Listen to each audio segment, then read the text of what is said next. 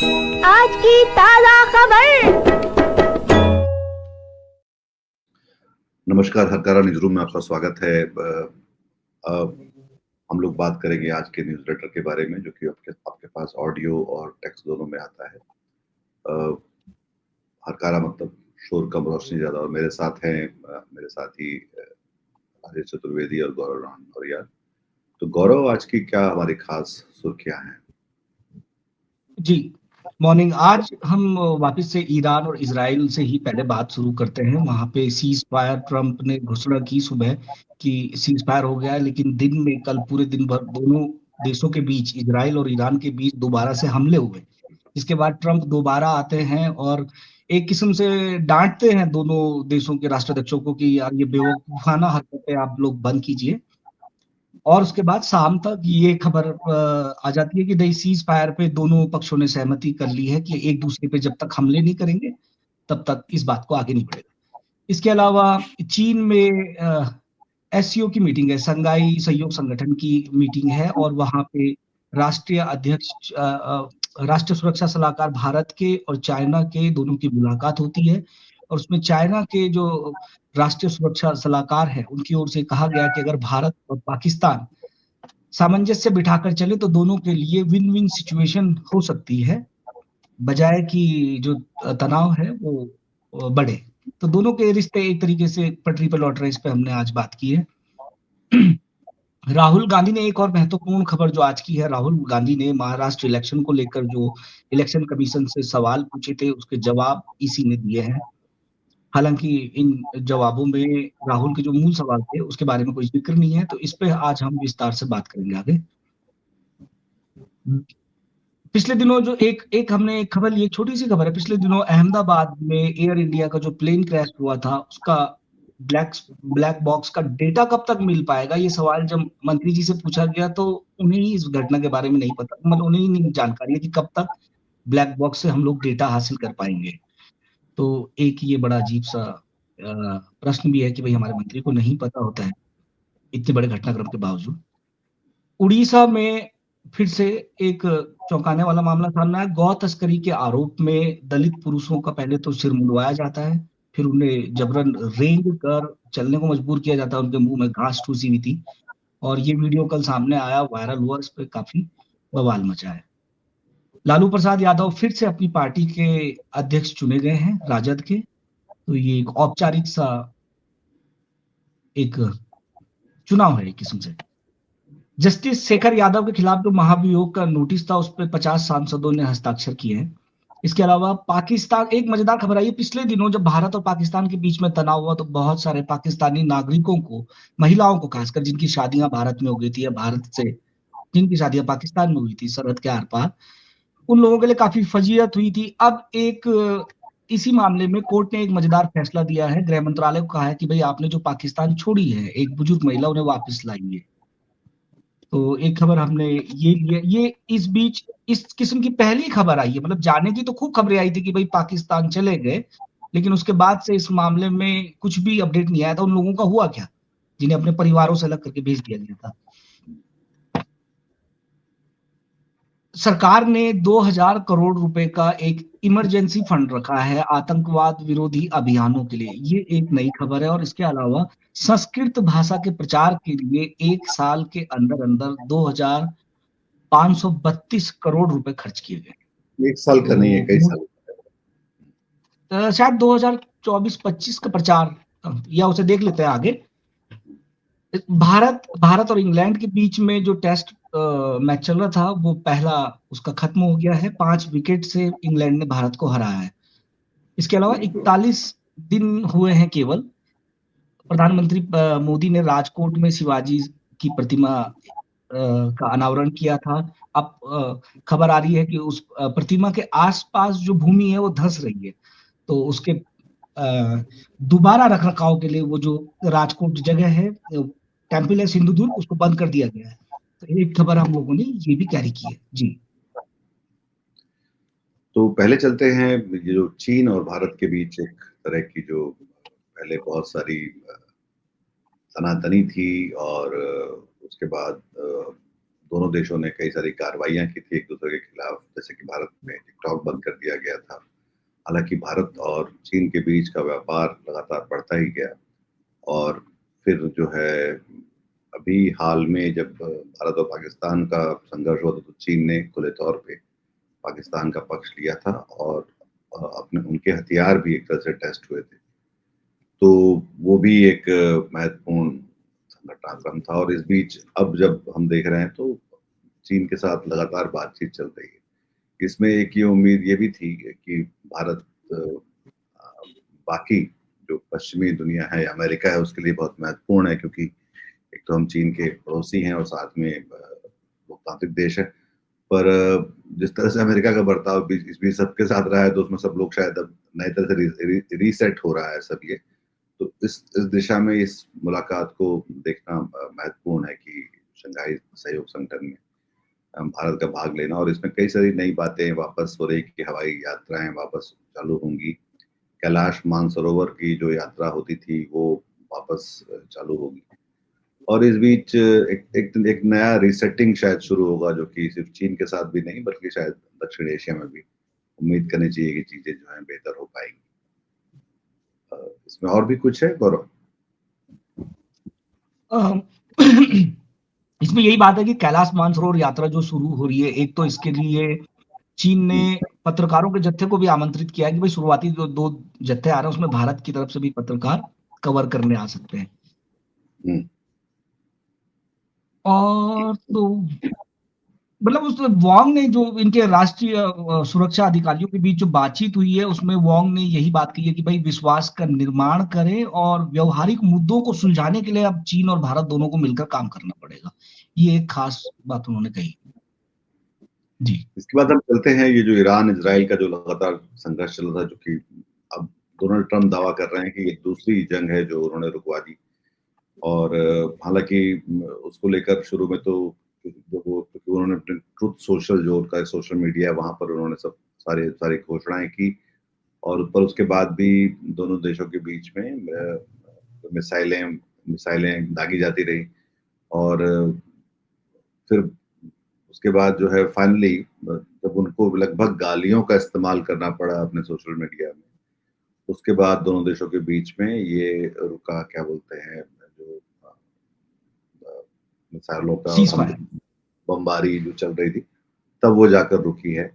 अभी वो कितनी तो उसमें कई दूसरे सवाल है कि ये किसी को नहीं पता कि सीज फायर, एक तो किसी को नहीं पता कि लड़ाई शुरू क्यों हुई, दूसरा ये किसी को नहीं पता कि सीज फायर क्यों हुआ, या सीज फायर की शर्तें कैसे, क्या किस नियम किस समझौते के तहत सीज फायर हुआ। किसी को ये भी नहीं पता कि भाई इसमें जो इजराइल ने जो शुरू में जो हमला किया था ईरान पे, तो वो जो हासिल करने निकला था वो निकला कि नहीं निकला। जैसे कि ये नहीं पता कि जिस न्यूक्लियर एटमी केंद्रों पे जो को नष्ट करने की जो इनकी कसम थी इजराइल की और बाद में अमेरिका की, वो कितनी पूरी हुई। ये भी नहीं पता कि जो कितना उसके नुकसान कितने होंगे, कि अगर आप जब भी किसी परमाणु केंद्र में जहाँ पे आप हमला करते हैं तो वो रेडिएशन के बाकी खतरे होते हैं, तो उसके बारे में भी किसी को कुछ नहीं पता। तो ये एक तरह से किसी को कुछ नहीं पता है, ना उसके उद्देश्य के बारे में, ना उसके हासिल के बारे में। एक अजीब तरह से शुरू हुई, 12 दिन जंग चली, बहुत सारे लोग मर गए, और उसके बाद एक हम वापस एक चौराहे पर हैं, इजराइल और ईरान, खासतौर पर ईरान और पूरा का पूरा मिडिल ईस्ट, तो पूरी दुनिया तो हिल गई है इस पूरे उससे कि इसमें, पर ये कि ये जो उसके साफ जो तर्क और परिणाम कुछ भी दिखलाई नहीं पड़ रहे हैं साफ साफ। तो ये इसका सबसे बड़ा जो पढ़ने वाली बात है इसमें ये है, जो इस पे हरकारा में हम लोग आज काम करेंगे, जब कल जो आपके पास हरकारा आएगा तो उसमें हम लोग ये बताएंगे कि इस पूरी जंग के बाकी चीजें क्या है, जो उसके थोड़े से गहरे पक्ष है। क्योंकि होता यही कि हम रोज जब छोटी छोटी खबरें कर रहे होते हैं तो फिर चीजें जो है वो छूट रही होती। हाँ गौरव कुछ कह रहे थे? जी, मैं कह रहा था इस पे मतलब 3 पॉइंट तो स्पष्ट निकल के हमें दिख रहे हैं, हमने कैरी भी किए हैं। पहला तो ये होता है कि उद्देश्य मतलब ईरान और इजराइल की जंग के बीच में दो मुल्कों का समझना आता हो, लेकिन इसमें एक राजनेता का उद्देश्य पूरा हो गया, नेतन्याहू का। बहुत लंबे समय से फोर्डो को लेके वो इजराइल में माहौल बनाते रहे कि भाई ईरान हमारे लिए संकट है, वो न्यूक्लियर वेपन वहां पे बना सकता है। तो इस पूरी जंग में नेतन्याहू ने कम से कम अमेरिका को शामिल करके फोर्डो में बम गिरा के अपनी थोड़ी सी राजनीतिक जो छिछालेदारी हो रही थी इसराइल में कि भाई गाजा से भी लड़ रहे हो, हम उनके शहर तबाह हुए हैं, तेल अवीव में बम गिरे, हाइफा में गिरे, बीर सेबा में गिरे।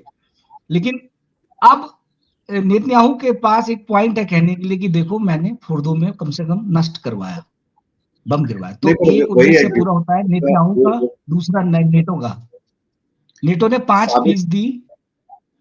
जी वो ये साबित नहीं कर पाएंगे कि ये उन्होंने नष्ट किया कि नहीं किया। दूसरा है कि नेतन्याहू लगातार 40 सालों से ये कह रहे हैं कि ये परमाणु शक्ति बनता जा रहा है, पर वो अभी तक जिस तरह से बाकी दुनिया ऐसा नहीं कह रही, नेतन्याहू ऐसा कह रहे हैं। सारे लोग इजराइल और की भी ऐसा नहीं नेतन्याहू कह इस बात को मतलब प्रचार की तरह अब पूरे इजराइल में फैलाने जा रहे हैं कि उन्होंने ईरान के 3 न्यूक्लियर ठिकानों पे बम गिराए और रहे। ऐसा ईरान को ऐसा सेटबैक ऐसा किया। हाँ, उनके हिसाब से ऐसा शायद एक विश्लेषण उनके भी लिए है। ऐसा जी फेस सेविंग है। हालांकि जिस वो रेजिम चेंज की जो बात कर रहे हैं, वो रेजिम चेंज अपनी रेजिम चेंज से बचने के लिए भी है, क्योंकि रेजिम चेंज सिर्फ ईरान की बात नहीं है। लंबे समय से इसराइल में बहुत आंदोलन छिड़े हुए हैं कि जी इसराइल के भी रेजिम चेंज हो। तो वो भी एक जिससे वो बचने की बहुत भरसक कोशिश कर रहे हैं, और उसके लिए किसी भी कीमत और किसी भी हद तक वो जा रहे हैं, जो कि जिसके कारण जितना नुकसान इसराइल का नेतन्याहू ने किया है, उतना तो पहले कभी किसी और नेता ने नहीं किया। तो ये राइट। एक फिर एक सर हम इसमें लोग मुझे एक दिलचस्प बात जो लगी, जो हमने कैरी भी की है, हमने इस पे शायद ध्यान नहीं दिया। नाटो ने 5% युद्ध के सीज फायर के बाद आते ही नाटो एक प्रस्ताव देता है कि भाई जो नाटो के सदस्य देश हैं वो 5% अपनी टोटल जीडीपी के रक्षा बजट पर बढ़ा दें बोला।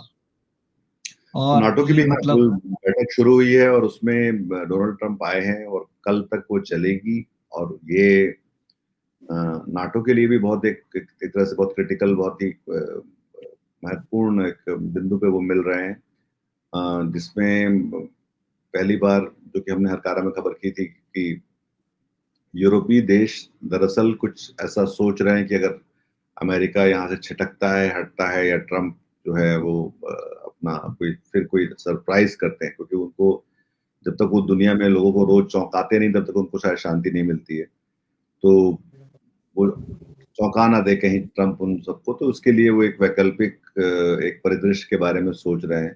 खासतौर पर यूरोप के भीतर के वहाँ जो रणनीतियां हैं, जो रूस को लेकर भी है और बाकी दुनिया को लेकर भी है, तो वो एक एक महत्वपूर्ण पड़ाव है जहाँ पे जिस पे नजर हम लोग रखेंगे नाटो में क्या हो रहा है।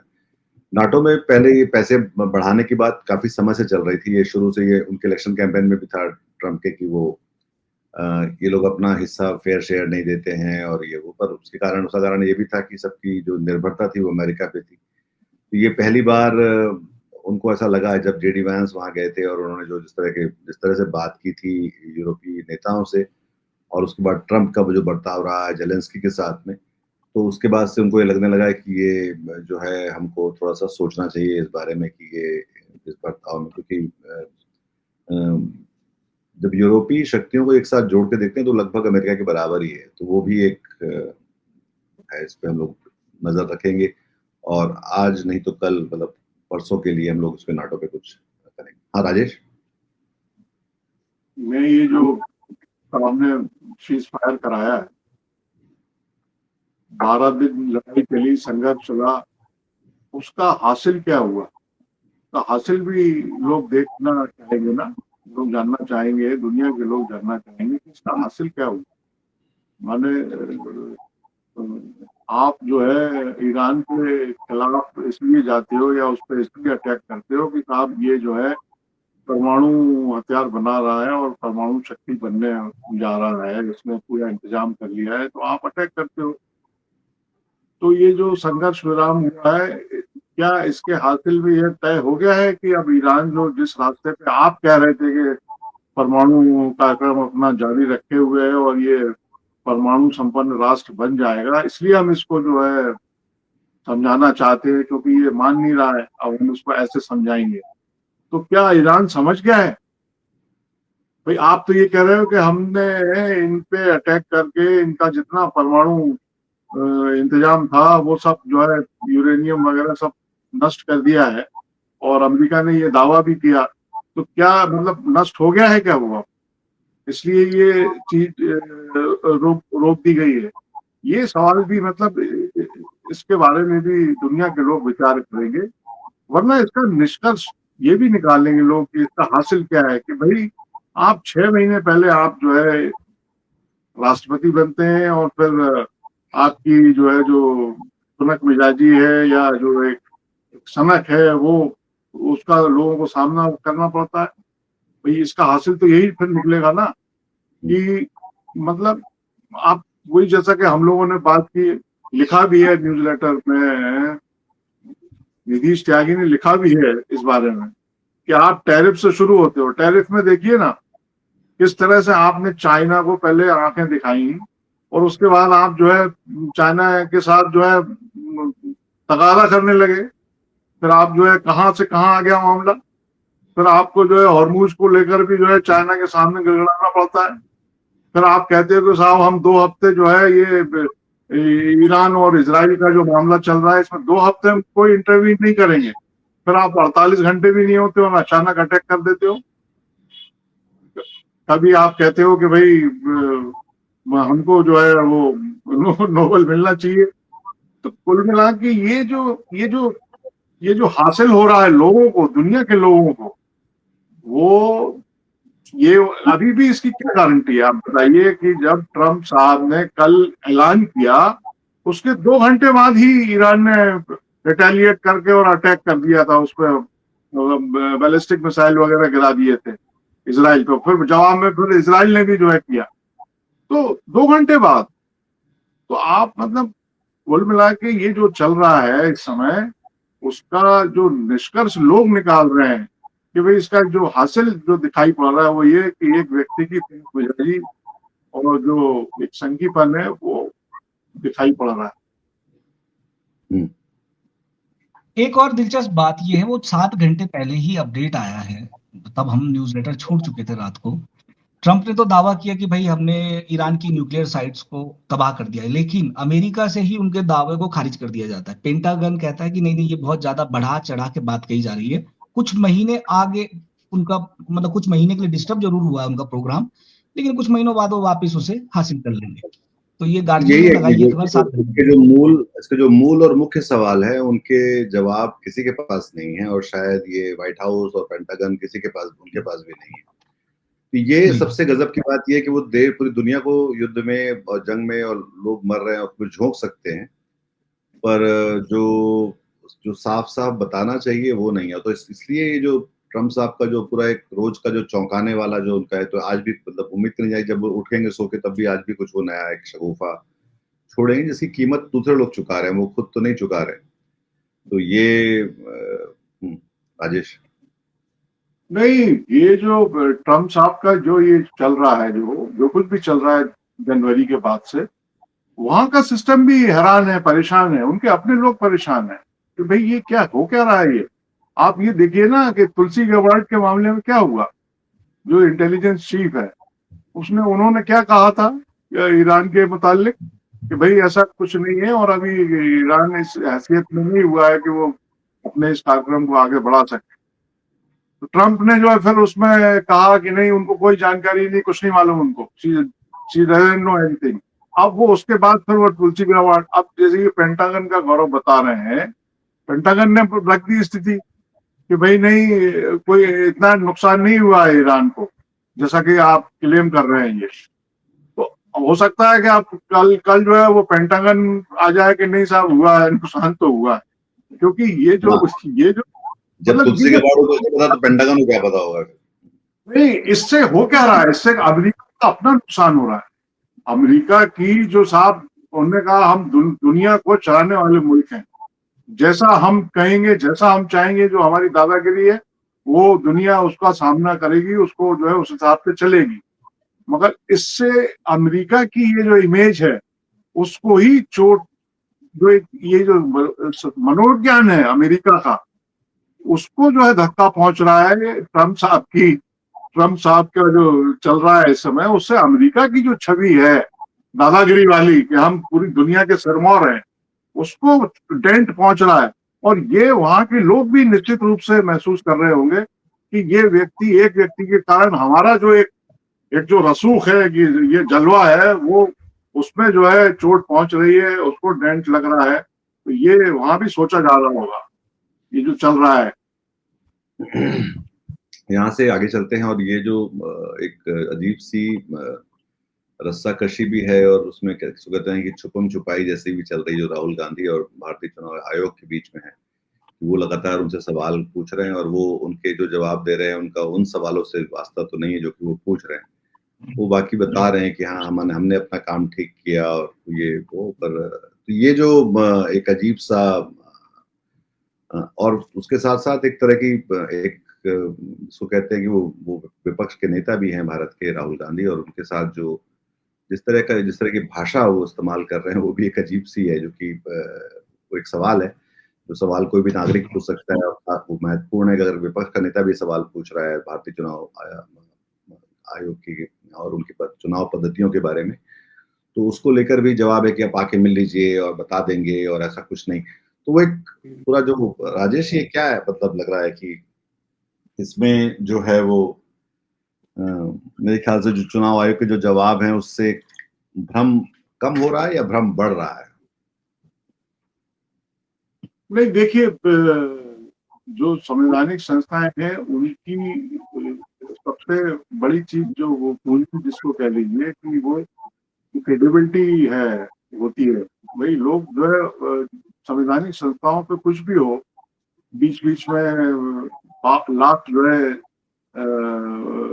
संतोषप्रद चीजें ना आए, लेकिन आमतौर पे लोग जो है संवैधानिक संस्थाओं पे अभी भी ट्रस्ट करते हैं। और इलेक्शन कमीशन जाहिर है बहुत किसी भी, मतलब अब चूंकि लोकतांत्रिक देश है तो चुनाव आयोग को निष्पक्ष रहना ही चाहिए, और रहता भी आया है। हालांकि शिकायतें और आरोप कालांतर में भी तमाम लगे हैं, लेकिन इतनी तो मतलब जो है नफासत बरती जानी चाहिए ताकि लोगों का जो विश्वास है वो कायम रहे। अब राहुल गांधी ने जो सवाल खड़े किए हैं, वो फिर बात वही आती है कि जो सवाल खड़े किए हैं उसका जवाब अगर नहीं आएगा, क्योंकि जो पहला आप देखिए, जो कॉमन मैन के दिमाग में भी उठेगा कि एक तरफ महाराष्ट्र की जो वोटर लिस्ट है उसमें 5 साल के भीतर जो डाटा बताया है, राहुल गांधी ने भी बताया है और ऑन रिकॉर्ड है, 5 साल के भीतर जो है 2019 लोकसभा चुनाव से 2024 के लोकसभा चुनाव की 5 साल की अवधि में महाराष्ट्र राज्य में 32 लाख वोटर बढ़ते हैं, उनका इजाफा होता है मतदाताओं की संख्या में। और 2024 के लोकसभा इलेक्शन के बाद महाराष्ट्र विधानसभा चुनाव, मतलब 5 महीने की अवधि में 39 लाख नए वोटर जुड़ जाते हैं। मतलब ये, इसका जवाब तो देना पड़ेगा ना आपको, उसको संतुष्ट करना पड़ेगा ना। अगर सवाल किया जा रहा है, आपको ये बताना पड़ेगा ना कि भाई हम जो है घर घर डोर डोर दरवाजे दरवाजे गए, हमने मतदाता सूची का पुनरीक्षण किया, और इनकी चूंकि जो उम्र है इतने लोगों की, वो 5 साल पहले जो है, ये जब भी हमने पुनरीक्षण किया था वो 18 साल के नहीं हुए थे। 5 महीने में इतने 39 लाख लोग किसी राज्य में अगर 18 के ऊपर हो गए तो उनको हमने जोड़ लिया है। इतनी सी बात है, आप बता दो ना। तो अब वो इसके लिए मतदाता सूची मांग रहे हैं, वो कह रहे हैं कि आप हमको वोटर लिस्ट दीजिए। तो इसमें भी क्या गलत है? इसमें क्या गलत है?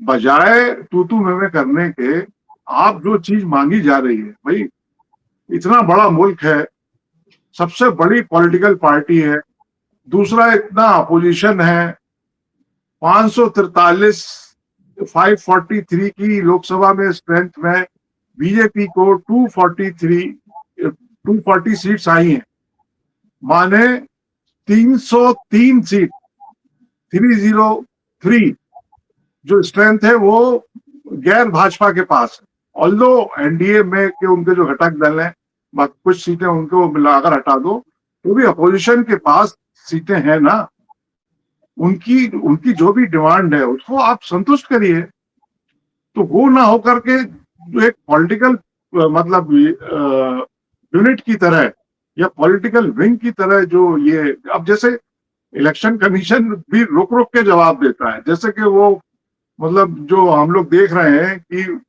लिखित के बजाय इस तरह से जवाब दिए जाते हैं और बड़े सोच सोच के दिए जाते हैं। जैसे किसी से होता है ना कई बार कि हम किसी से भाई पूछ तो ले एक बार, ऐसा ना हो कि हम कुछ गलत बता दें।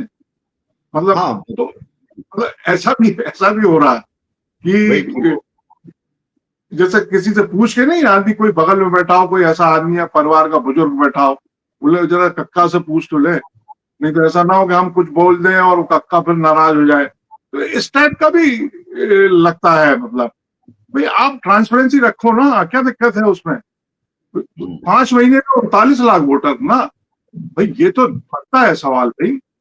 5 साल में 32 लाख, 5 महीने में 39 लाख। और फिर राहुल गांधी ने यह भी कहा कल तो कि जो महाराष्ट्र के मुख्यमंत्री हैं उनके असेंबली सेगमेंट में 8% वोट बढ़ा है, जो कि इलेक्शन कमीशन का जो नियम है या नॉर्म्स हैं जो उसने बना रखे हैं, 4% में मैक्सिमम हाइट होती है जो निगरानी करता है वो। अगर उसको उससे ऊपर जा रहा है मामला तो वो उसकी नजर में भी नॉर्मल है, असामान्य है। तो अब अगर इस पे सवाल किया जा रहा है तो भाई जवाब देना पड़ेगा ना। अब असल में क्या है, देखिए एक चीज और है जो हमको समझनी चाहिए, व्यवहारिक दिक्कत है। इलेक्शन कमीशन नो डाउट संवैधानिक संस्था है, लेकिन जो उसको, वो कार्यपालिका नहीं है, उसको उसके हाथ में एग्जीक्यूशन नहीं है। एग्जीक्यूशन किसके हाथ में है? जो डीएम साहब हैं जिले में, जो नीचे का जो कार्यपालिका का अमला है, और वहां सरकार किस पार्टी की है, ये भी ये भी हमको जरा इस पे भी मंथन किया जाना चाहिए। पर उससे वो पहले मामले से काम करवाना है कौन? वो पहले भी रहा है। पर इसमें जो सबसे मजेदार बात जो उन्होंने लिखी है राहुल गांधी के जवाब में चुनाव आयोग ने, हम मानते हैं कि अगर चुनाव प्रक्रिया को लेकर कोई समस्या थी, कोई समस्या अब है नहीं है, जो थी, तो भारतीय राष्ट्रीय कांग्रेस के उम्मीदवारों द्वारा उच्च न्यायालय में चुनाव याचिकाएं दाखिल की गई हों। मतलब ये ओनस, अगर कुछ गड़बड़ थी तो ये आपके ऊपर था और अदालत के बीच में था कि आप जाके वहां पे सुलझाते इस मामले को। हमारे पास क्या, मतलब हमारा इसमें क्या है? मतलब ये जो इसकी जो पूरी भाषा है बहुत ही दिलचस्प है।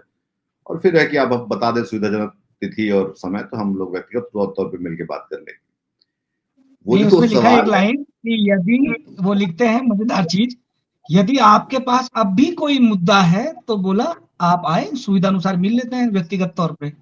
अब भी कोई मुद्दा है, मतलब आयोग को ये लग रहा है कि हमने तो अपनी तरफ से सारी बातें जवाब दे दिया। हम बिल्कुल परफेक्ट, सब कुछ चल रहा है, कोई दिक्कत ही नहीं है और इस सबको लेकर बात हो चुकी है। इसमें कुछ होता तो आप वहां जाते, कोर्ट में जाइए, यहाँ। तो ये भाषा, ये जो बात है, ये जो पूरा लहजा, ये जो तर्क का जो तरीका है, ये बता, ये तो वही है कि ये भ्रम को ज्यादा रहा है बजाय कम करने के। ये कक्का वाला लहजा है, कक्का कक्का से पूछ ले वाला लहजा है ये। इसके और बाद उसमें ये है ना, उसमें तुलना ये भी है कि भाई अगर आपको आपकी ईगो की कोई प्रॉब्लम है, अगर आपका कोई अहम का कुछ मामला है तो आप आ जाओ, हम मतलब ईगो सेटिस्फाई हो जाएगा आपका। मतलब उसका इलेक्शन क्लासिकली कमीशन मतलब उस तरीके से ले ही नहीं रहा है ना। वो जो उसका वो है, वो कक्का वाले ही है वो। तो वही वो कक्का से पूछ लें, मतलब कक्का से पूछ के हो रहा है।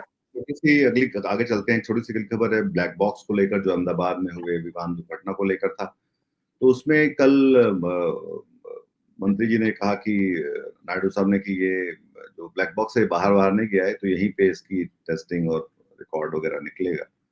और जब लोगों ने उनसे पूछा कि रिकॉर्ड कब आएगा, डेटा कब सामने आएगा, तो उसके बारे में उन्हें कोई जानकारी नहीं थी। उन्होंने कहा कि तो कोई टेक्निकल मामला है इसमें। तो उसको जो सबसे महत्वपूर्ण सवाल था उस दुर्घटना का, कि वो हुई क्यों, और उसका जो सबसे महत्वपूर्ण जो एविडेंस या जिसको कहें, जहाँ से सुराग मिलते हैं कि ऐसा ये दुर्घटना क्यों हुई थी, उस वो तो दो बातें तय हुई कि उसकी जो जांच परख सब कुछ भारत में होगी, पर वो कब तक जांच बाहर आएगी ये इसके बारे में कोई टाइमलाइन या कोई नहीं है। तो ये उन सारे लोगों के लिए जो लोग इस बारे में सोचते रहते हैं, जिन लोगों ने अपने लोग खोए हैं उस दुर्घटना में, उनको शायद इस बात से राहत ना मिले। उड़ीसा में जो हम लोग लगातार बात करते रहे हैं, जो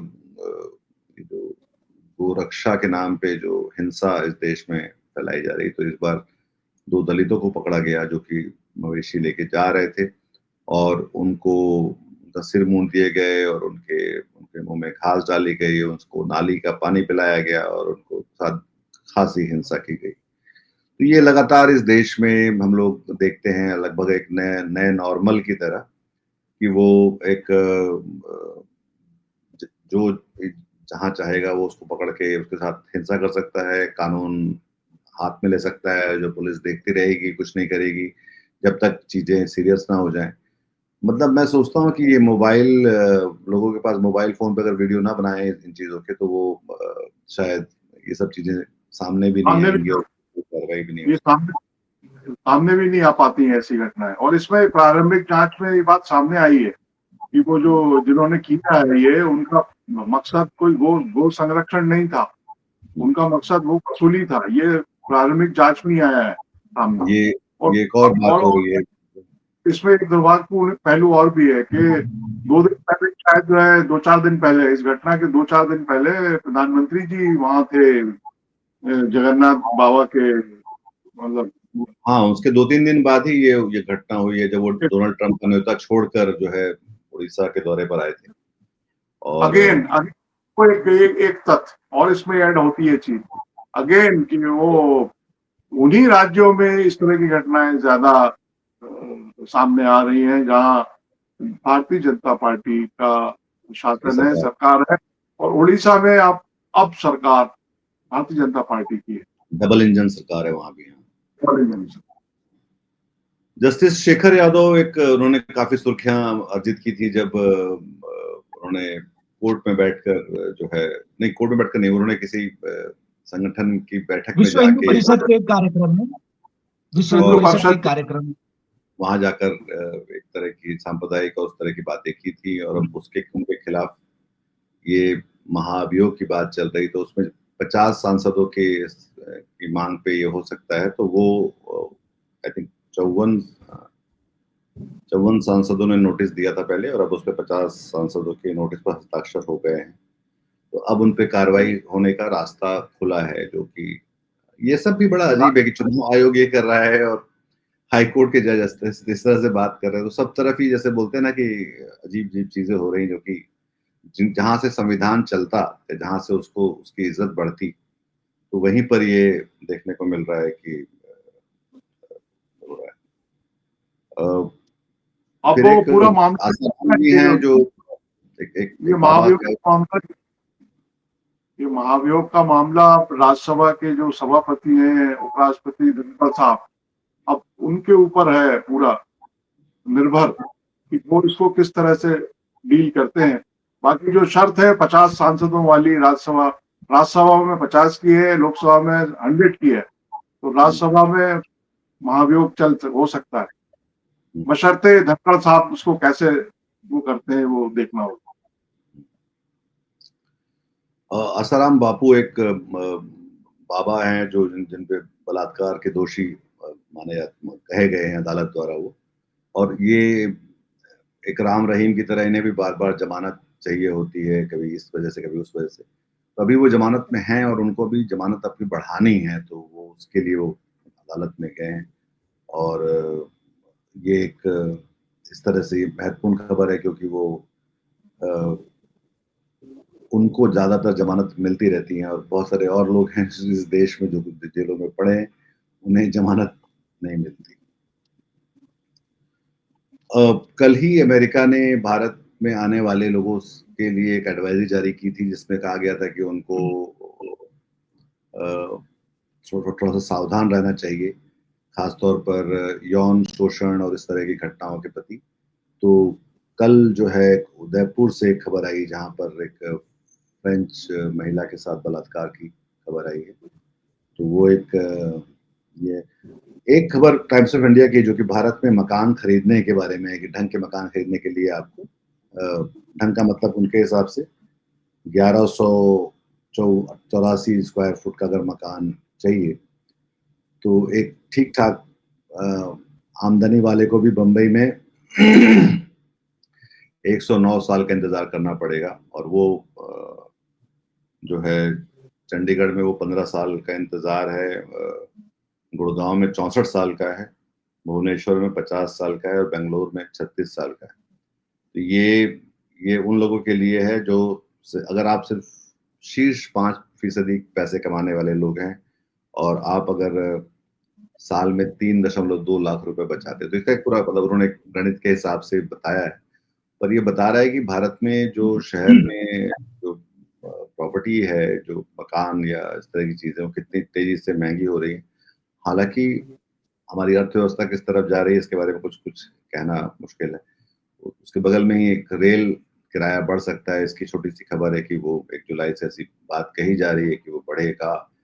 और ये कल फिर एक और मैंने कहीं देखा कि वंदे भारत में कहीं एक जगह से उसमें नई सुविधा आई है जिसमें ट्रेन में ही फव्वारे छूटते दिखलाई पड़ रहे हैं अंदर कंपार्टमेंट में, और कई लोग तो उसमें एकदम उसके आश्चर्य में थे कि ये इसके तो पैसे नहीं दिए थे उन्होंने टिकट में कि फव्वारा भी दिखाई देगा। तो अपेरेंटली पूरा का पूरा उसमें बारिश में वो सब पानी अंदर आ रहा था उसमें।